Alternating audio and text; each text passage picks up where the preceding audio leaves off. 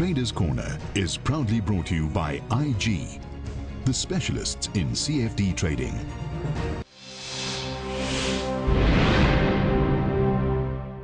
Welcome back, you're watching Traders Corner, and as always I'm joined by Garth McKenzie, founder and editor of Traders Corner.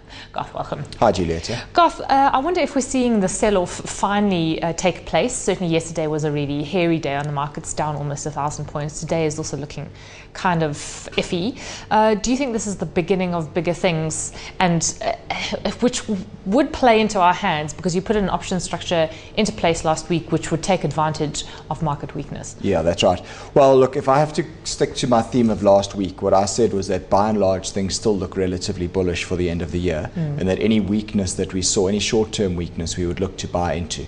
And we put that option structure last week in place specifically as an insurance policy so that we could buy on the basis that we've got that downside protection in place. So I'm sticking to my guns in terms of that. I don't know that we're necessarily going to see a deeper sell-off from here. For the most part, we're still, generally speaking, tracking along sideways, and we're sort of towards the bottom end of that sideways trading range. Although, having said that, today's weakness is rather significant, and we are kind of below the bottom of that trading range. But anyway, it brings our option structure into play, and we can actually do some buying, and we have done a bit of buying against our option structure today on the basis that the market is so weak. Well, just remind us what you arranged for the portfolio last week and how it actually pays off. Yes, all right. So we put together a put spread structure. And really what that is, it's a combination of two put options. Now, if you have a look at that chart that's up on the screen, along the bottom axis there, you can see the levels of the top 40 index. And then on the left-hand side, you can see the profit and loss, profit above the line and loss obviously below the line. Now, the way this structure worked, we went long of two put options for the December futures closeout with a strike of 45,000. And I paid 7,600 Rand for each of those options, which means that for the two of them together, I paid 15,200 Rand. And you can see that that starts to make money below 45,000, and then it'll continue to make money all the way down to zero. But the market's not going to go to zero. So what we can do is then sell away some of that downside participation in order to recoup the cost of this option. So what I've done against that is I've gone short of 4 put options with a strike of 43,350.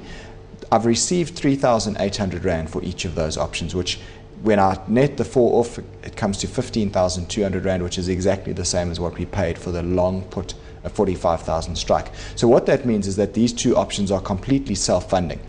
Now, if you overlay the two of those options together, you get that yellow line, which is your payoff on the put spread structure. So you can see it makes money below 45,000. It makes its maximum profit at 43,350, and then it starts to lose money at below 41,700. So let's just tidy it up a little bit and show you those parameters. There you can see above 45,000 it costs us absolutely nothing. We make our maximum profit of 43,350. That what we would make there is 34,000 Rand, and then we lose money below 41,700. Now the thinking behind this was that our top 40 index has been tracking up and down within a range between 45,000 and 47,000 for the last 3 months. And I felt that if we got weakness back into the bottom of that range, then we would look to buy off the bottom of that range, knowing that we've got this option structure in place. So if you have a look, that chart is the chart of the top 40 future. You can see of the top 40 spot index rather.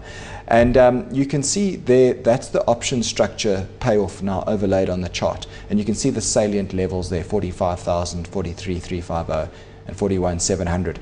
Now, we're at that 45,000 level today. In fact, we've traded below that level on the futures contract, on the December futures contract.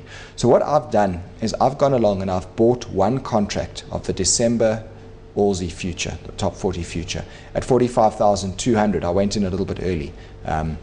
We could have got it closer to 45,000 today. But anyway, I decided I wanted some participation here. And that would be participation to the upside? That would give us participation to the upside. Okay. Now, because I've got a long of one futures contract here, remember we've got a long position of 2 put options below 45,000. So what it actually does now, it changes the shape of this payoff profile. And if you have a look, watch what it does to the payoff profile there. Suddenly, we've got what you refer to as a V-shaped payoff. All right, so anywhere above 45,000 now, or 45,200 in this case, our futures contract will make us money. Yeah. But if the market continues below that level, then this option structure makes money. Okay. Okay. So you covered on all bases. We covered on all basically. bases. The only area where we would run into a hell of a lot of trouble is if we see the market trade down below 41,700. Then we run into difficulty. But that is quite a fall from where we are now. It certainly is, and I think that the likelihood of that is quite remote. So I'm quite happy to have this as it is right now. It gives us participation. If the market goes up or if the market goes down, we stand to make a bit of money. And I think that what you must remember is that these put options, because we've done 2 of them, each one gives us an exposure to the short side of 450,000 rand. So effectively that's 900,000 rands worth of short exposure that we've got via our options structure. And we've now gone long of 450,000 rands worth of futures exposure. It does give us the ability to still buy a little bit more if we want to, knowing that we've got this insurance in place. Okay. So having sort of established kind of an umbrella for yourself, should there be a market downpour, and also should there be a market rally, I know you want to look at 4 shares in particular. So in the context of potentially a rebound in the markets, these are the 4 stocks that you think may do quite well. Yeah, there are 4 stocks that to me look very interesting, and they're all stocks that have good solid upward momentum behind them. And the thing is, why I want to highlight this is because it's very tempting at a time like now to go and look at the stocks that are really beaten up, like Impala, like Platinum. The resources sector. Yeah, the resource sector, basically, Kumba, Anglo's, Billiton, the platinum miners, and so on. The thing is that the higher probability trade is actually to buy the strong stocks when they consolidate or when they pull back in a time like this. You're far better off looking to try and get on board strong momentum rather than to try and bottom pick shares that are really smashed up. From a probability perspective, it gives you a far greater likelihood of being successful. Because you always talk about buying stocks, the stronger stocks in the stronger sector. Yeah. And it's been interesting just in the last day or so to see that the weakest sector was the sector under the most pressure. And you'd almost think, oh, maybe they'll get a bit of a break, but they didn't. No, well, that's it. It doesn't really work that way. The weakest sector is the sector that usually gets the biggest hiding when the market pulls back. And the strongest sectors are the ones that actually hold up the best. And conversely to that, when the market does eventually bounce, the likelihood is that you'll find the strongest sectors actually bounce the hardest. So that's what we're looking at here now. I've got 4 stocks that I'm going to highlight, and these are ones that we can certainly keep an eye on for the rest of the week, and I may even initiate a trade in 1 or 2 of these. Okay. So the first stock we're looking at is Discovery. What you can see here is that it's been trending steadily higher since February this year. Very, very well-defined upward trend over there. There's also this lateral area of support, which is at around about 99 Rand or thereabouts. Now, the stock has traded a little bit below that area today, but I still think that if we see a reversal up from this current trading area where it is today, I think then there's a case to be made for buying Discovery. To me, it's still a strong stock. It's still in a rising trend. You've still got higher lows and higher highs there, and it's basically a share that's recently been at an all-time high, and it's just consolidating back from that all-time high. Because it doesn't actually, as you say, it's a consolidation rather than a steep decline from that point. Absolutely, it's still making higher highs and higher lows. Okay, so that's one share to watch, and if you were to get into the share, it would be what, 99 Rand, 100 Rand? You were there and thereabouts. I'd want to see a reversal. That's the important thing. You actually want to see evidence that buyers have come in and started to take the price higher before you just blindly go and pick a bottom in these things. But if you see a reversal from around about that area, or maybe even a little bit lower, I think there's a case to be made for buying Discovery now. Okay, and what about Growthpoint? That's quite interesting because property stocks haven't necessarily, well, actually they had a wobble earlier in the year, and yet they've recovered very, very nicely indeed, and despite fears of an interest rates hike at some point. Yeah, our property stocks have actually done very well over the last couple of months, and I think it's because there's this ongoing chase for yield. You're getting very little, if anything, in terms of yield in the developed markets. So there is an ongoing chase for yield, and our property sector has been a beneficiary of that. Growthpoint is obviously what is our biggest listed property stock, and what's happened recently is it's actually gone ex-dividend, and you can see the gap in the chart over there. That's from where it went ex-dividend. But if you look at the trend line, that uptrend quite nicely comes in, and you can see there's a support zone there between 24 Rand and 24 Rand 50 for Growthpoint. And I suspect that it is getting pretty oversold now. If we start to see some sort of a reversal from that support zone, that also could justify a buying opportunity, I believe, for potential to see the stock rally and possibly go up and close that gap where the dividend was paid out. So, Carl, I mean, talking about the trend line, is that sort of a key factor or feature of shares that you would want to pick out from the general market, those that have strong upward momentum? Yeah, strong rising trends. Because a strong rising trend like that says to you that the buyers are the stronger force here. And the short-term pullbacks have been met with buying interest at the lower levels on previous occasions, and we've got to respect that trend until such time as it proves otherwise. So the likelihood is that we should find a bit of support around this area and then potentially see the share price bounce a bit from that support line. Okay, so 24 Rand 50 would that be sort the of area. zone, yeah. Okay. We'd look for a reversal there to buy on. What about the third stock? Third stock is Tiger Brands, and again here you've got a nice steady rising trend since March of this year.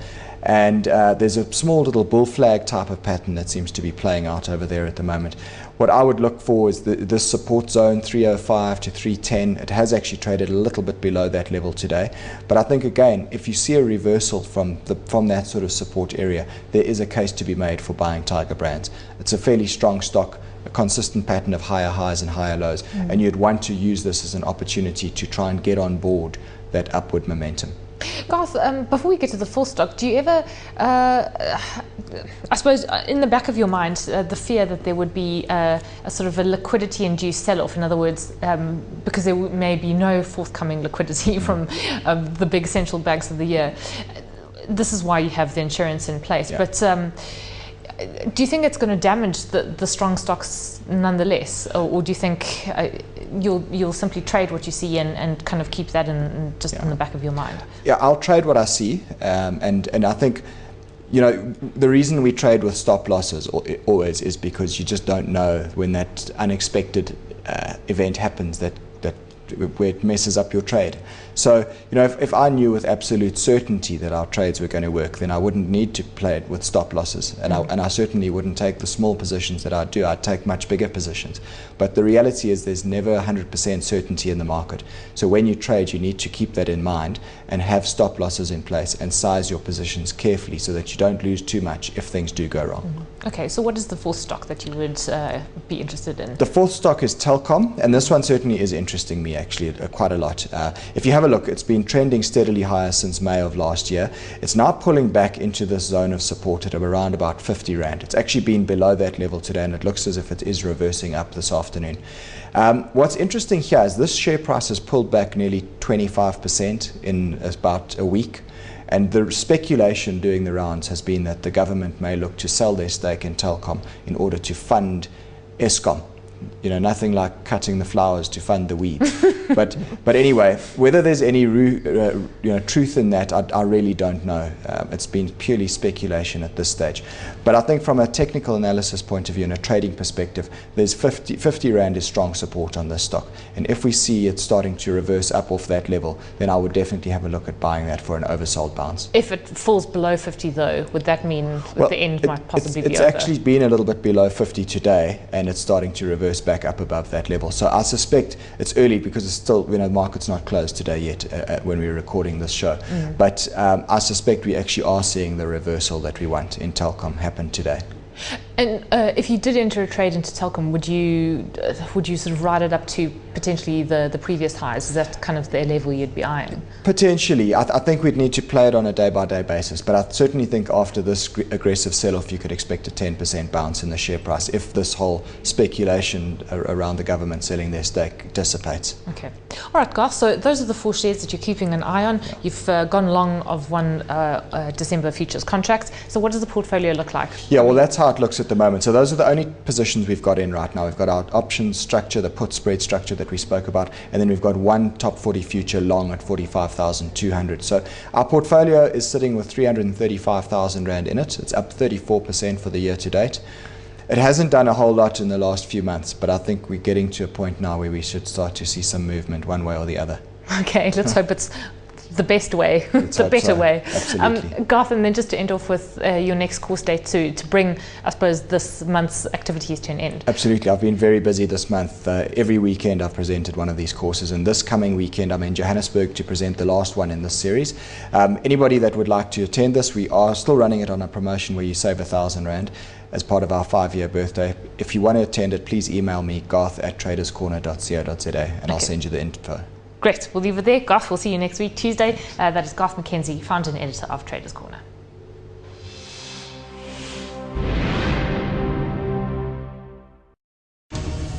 Traders Corner is proudly brought to you by IG, the specialists in CFD trading.